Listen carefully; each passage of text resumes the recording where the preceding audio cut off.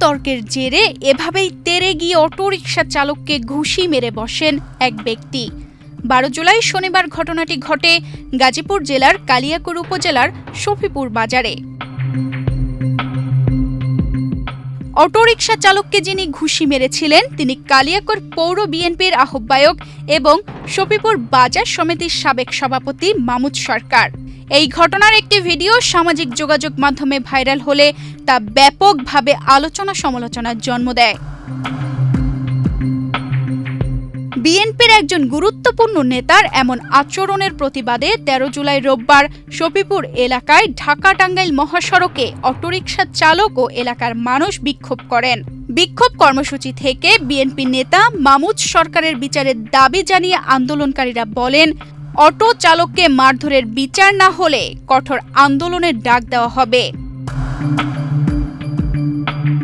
এ বিষয়ে অভিযুক্ত কালিয়াকৈর পৌর বিএনপির আহ্বায়ক ও শফিপুর বাজার সমিতির সাবেক সভাপতি মামুদ সরকার বলেন, অটোরিকশা চালক তাকে পেছন থেকে মেরে দিয়েছিল, তাই তিনি একটা চড় মেরেছেন।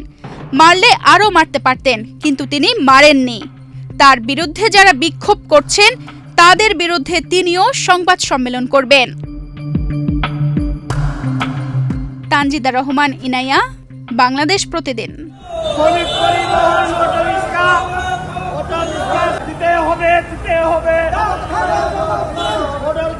হামলা কেন